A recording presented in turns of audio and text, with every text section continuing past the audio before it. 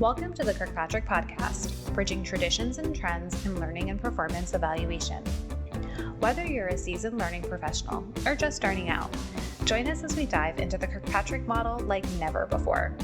Through stories and insights, we are fusing time-honored methods with cutting-edge innovations to help you navigate the ever-evolving world of learning and performance evaluation.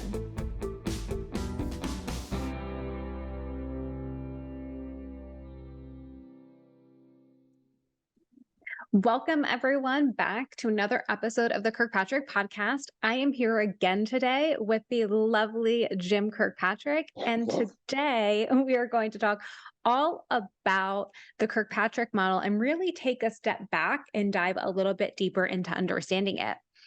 Jim, are you so excited for this episode? I'm feeling it. I'm feeling inside that we've got some things to say that will help a lot of people and surprise a lot of people. Oh, I'm excited. So kick us off. How can we start to really understand the Kirkpatrick model? Well, I think the first way is for me to explain what people think it is, and unfortunately, worse yet, how they execute it. And I've worked with hundreds of organizations, and almost all of them come into our training thinking they know Kirkpatrick and saying, "Oh, I've been working with Kirkpatrick for 30 years." And what that usually turns into is we do a smile sheet that they call it, or a happy sheet overseas, for level one to see if people were smiling and happy about the program. They do a knowledge test afterwards, and sometimes even before and after, pre and post, to find out if people are prepared to do their job.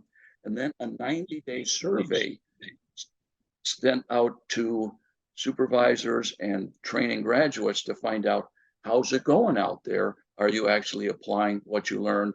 Level 4 is often unattainable. I've even seen in college handbooks about programs and evaluation, they say level 4 is basically unattainable. It's only for senior leaders. So that is what the 4 levels is not.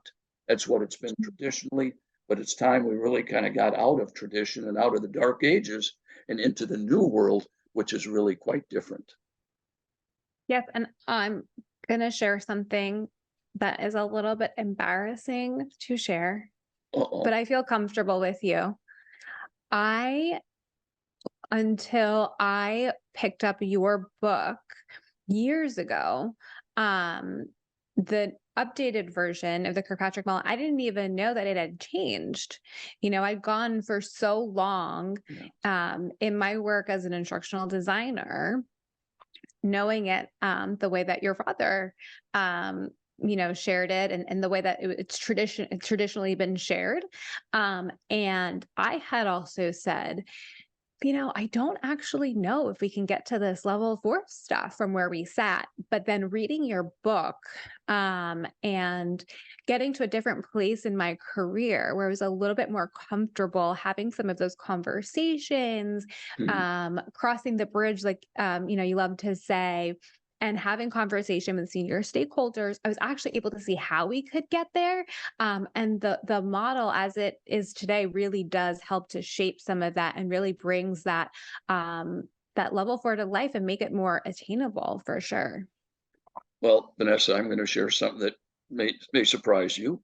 When I was in my mid-40s, I talked my way into being a training manager for a bank in Indiana.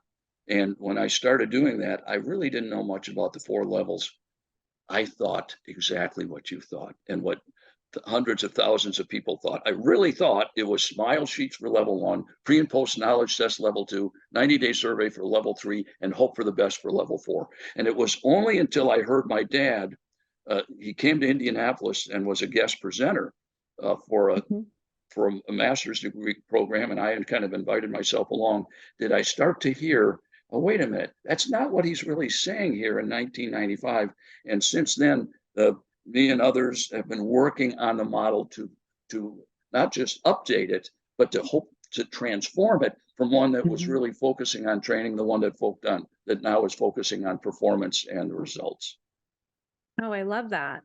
So I feel a little less embarrassed. So thank you for that. Thank you for making me feel a little bit more secure in my seat here.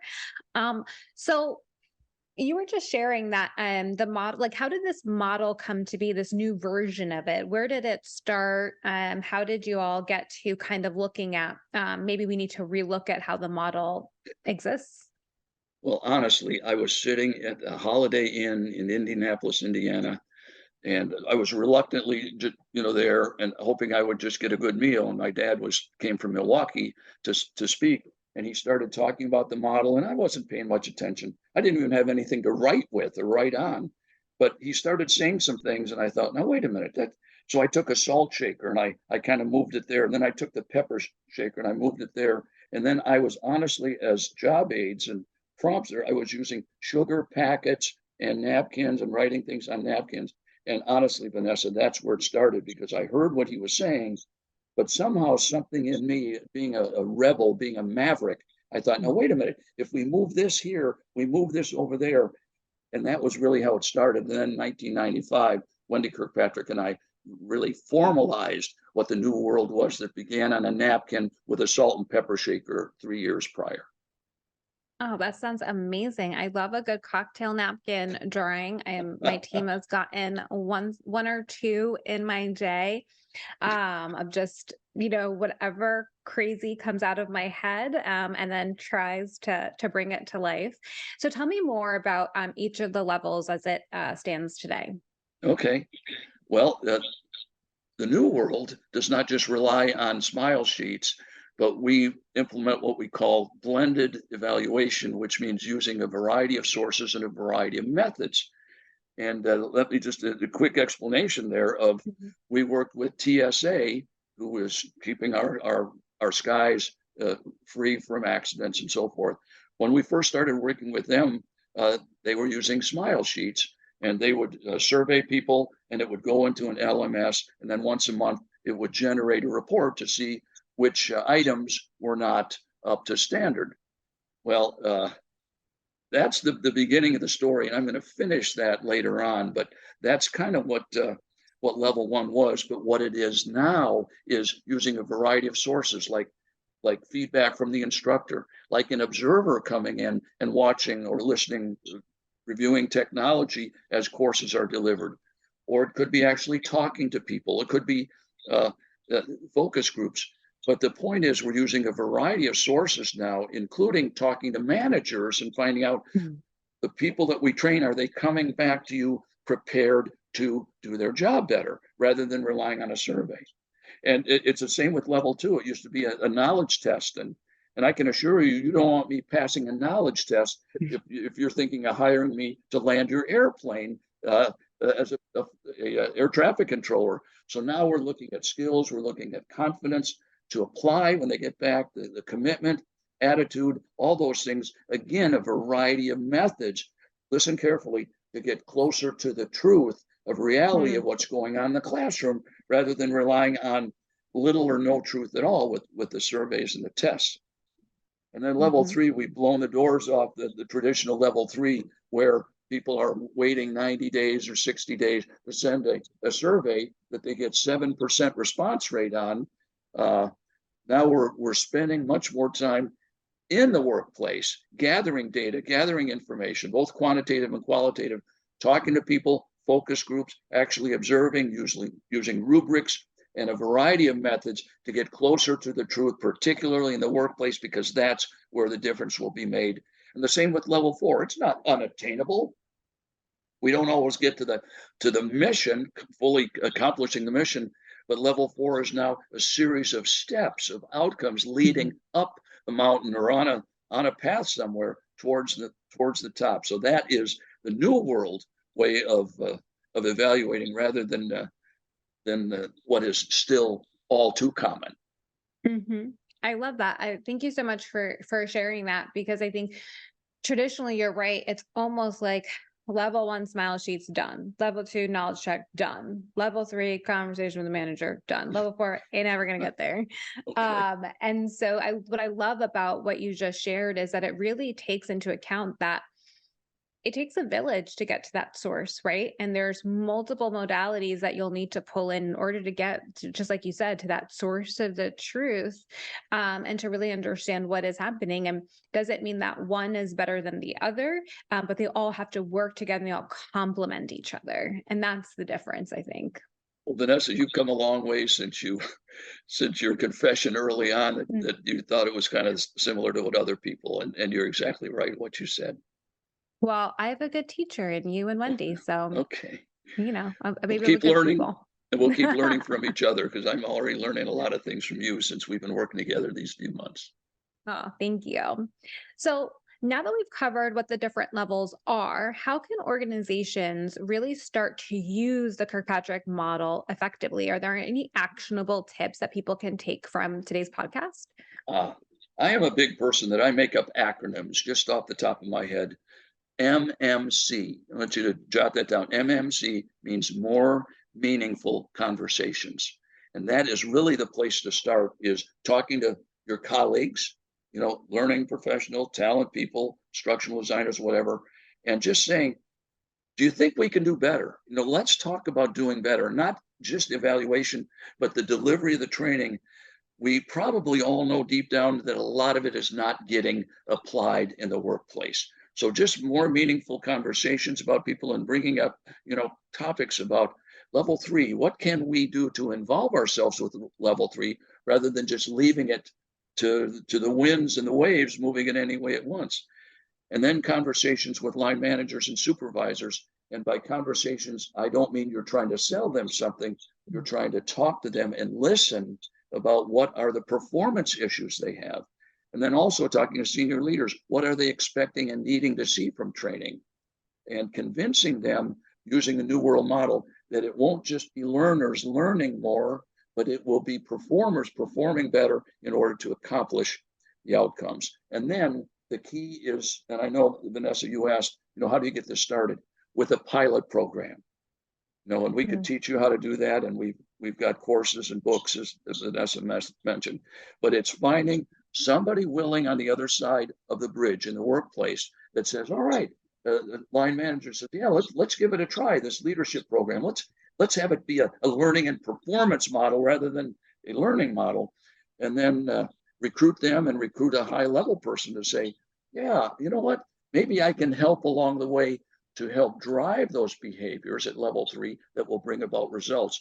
And if you get a nice, tight, non-huge scope program, it is a proof of concept, and others will say, can you do that for us as well? And pretty soon you're changing a culture from one that is just a learning based to one that is truly learning and performance based. Oh, I love that. I think that you just busted a little bit of a myth, in that it's not really just a learning model. It's really a learning and performance model and a change model, really. Oh, you're so right. And you know what people talk about all the time? They talk Mhm. about the learning journey Mm, and the learning journey all the way. And I go, well, it started out as a learning journey, absolutely necessary, but it then becomes a performance journey where you have put on a new hat. And rather than right. just waiting for more learning to be delivered, you are now spending some time on the other side of the bridge in the workplace, helping with the performance part as well. Oh, I love that. And I think that, for me, what is so actionable about what you just said was the idea of picking a pilot program. Now, forgive me for this because I'm the queen of messing up a metaphor. But it's like when you're trying to eat an elephant, right? You can't eat the whole thing at once. And I think that's what we often try to do. We're looking for that silver bullet. We're looking for that one tool that's going to unlock engagement for our employees. We're looking for that one tool that's going to fix our culture, that one thing. It's not about it being one thing. It has to be the whole host of things. And it really, at the end of the day, is all about relationships and your people. Right. And if you can build those things, identify who those champions are or who those almost champions might be, to get on your side to do one of those pilot programs, you can showcase to those in the organization, this is how you do it. and it didn't take a lot of extra effort, and the outcome was even better than what we all thought it could have been. I don't even know what to say to all that other than I'm very proud to hear all that from you, because you used the word employees. You didn't use the word learners. And you talked about what is going to motivate people, what's going to bring about the difference. And that's exactly true, because we're now dealing with employees, and people might say, well, that's not in my job description. I'm just dealing with learners. Well, see if you can work around your job description, or add to it, or work with those line managers to be part and parcel of the performance. And I love, again, Vanessa, you said it's about getting other people involved with it. And I think I'm pretty sure I heard you use the word champions, right? Mm-hmm. And that means having people on the other side saying, Vanessa or Jim or Charlie or Marie, I saw what you did, and I really want to tell you that that's what this company is about. That will encourage people, engage people like nothing else. And we have all these grand programs, but all it takes sometimes is somebody to notice that there's been improvement, or somebody to notice that somebody's struggling on the other side, and go and say, I think I can sense that you're getting frustrated with this. Let's sit down, or let's get someone else in here to help you get unstuck. And that's why this is about change management, changing the culture in the workplace from one that is struggling to one that is really succeeding. Oh, I love that. And I think that that's really what we're striving for with the model. It's really being able to take the model, and when you utilize it to its full potential, organizations can create impactful learning programs, impactful employee experiences that then drive results and make the difference. I mean, we talk so often about the training cost center, right? And this is how you get to not be a cost center, be a cost savings. And I'm really glad to hear you use the word cost center, because so many of us, we believe we're the first to be cut because we're a cost center. We're saying that is not a foregone conclusion, and the new world will take you from that old world to a new world where you are not a cost center. You are adding value, and you are making a difference in the lives of the employees now, and the mission for the organization, by, listen carefully, focusing on the level 3 performance. Because still there's going to be a lot of senior leaders that say, we want the results. And I hear them say, focus on results. And I say, no, don't focus on the results. Focus on the performance that will drive the results. That's the key. So I'm going to take a wild guess. Well, I Okay. have it in my mind, but you're going to have to tell the audience. Do you have a favorite level? Yeah, you think you know, huh? I think I know. Might be mine too, but Well, I'm going to confess, you started this. It is level 3, but it's kind of a love-hate relationship with level 3, because I got to tell you the truth. I am a human, and I don't like feedback sometimes. I don't like people saying you could do better with this, or I don't like a wife or a friend saying, I don't like the way you said this, or I just don't like feedback. I'd rather just kind of do it my own way. And I am like 85% of the population. We really don't appreciate feedback. But in our model, we teach how it is done with tact and care. And at the same time, you use the word champions. We are not just trying to find out what can make improvements, but capturing what is going well and saying, I saw you do that. Let's spread the love here, and the value other places. So level 3 gets touchy at times. And there's some people that say, don't go there. It's dangerous territory, because you're going to encounter resistance, and you will. But we really spend a lot of time teaching how to overcome that resistance and turn it into positive change. Oh, I love that. And I have to agree. It can be a little sticky providing feedback and dealing with other humans' emotions, but it's definitely necessary for sure.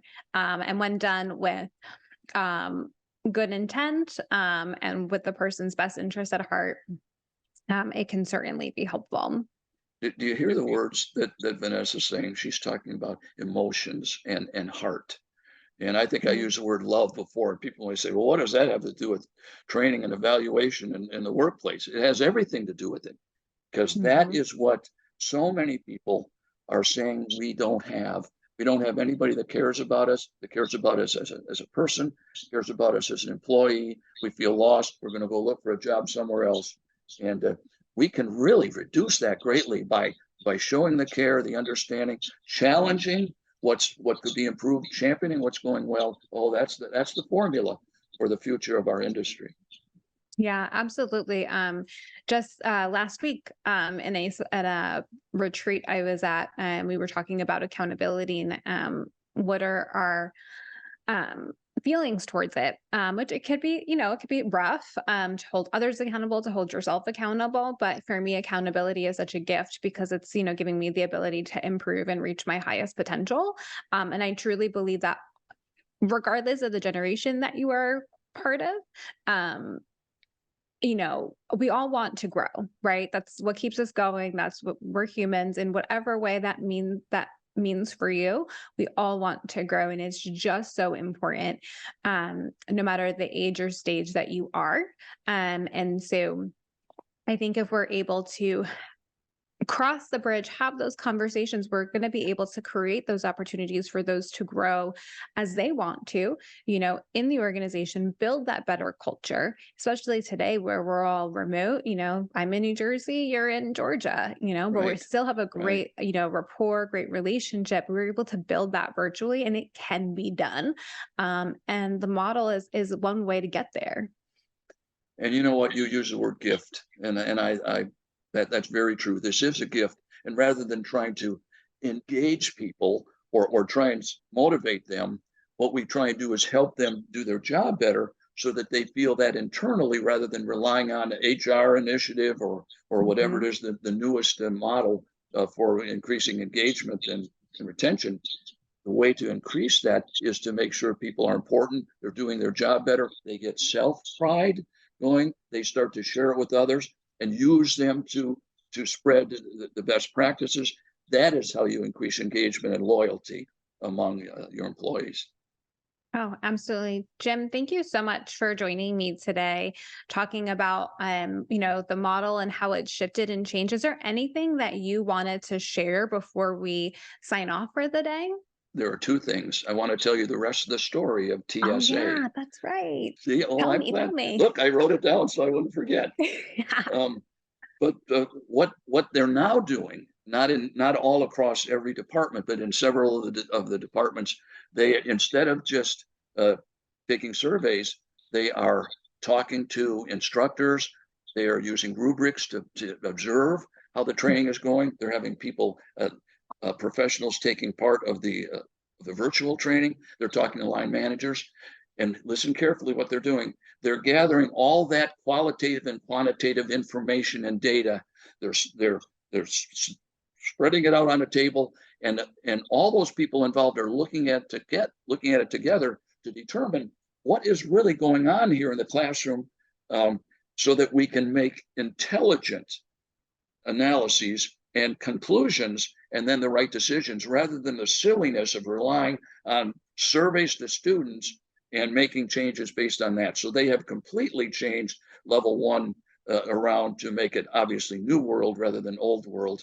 And one last thing, Vanessa. Mhm. I have a friend who, every time she uh, eats at a restaurant, she likes to stack all the dishes. She likes to wipe off the table. She said, I like to make it better than I found it. Well, what Mm. I think, and I'm going to encourage you to do, is to help people better, leave them better than you found them, by uh, showing an interest in them, uh, asking questions, helping them be successful. And I'm not just talking about in the classroom. This whole thing is about real life, that leave people better than you found them. See what Oh, happens. I love that. What a good way to leave our podcast today. Thank you all so much for participating today, for listening, watching, and we hope that you gained some valuable insights. We will continue to deep dive the model and how folks are utilizing it, and just more into how you can use it at your organization. Stay tuned for more episodes where we will delve much deeper, and we'll see you next time on the Kirkpatrick Podcast.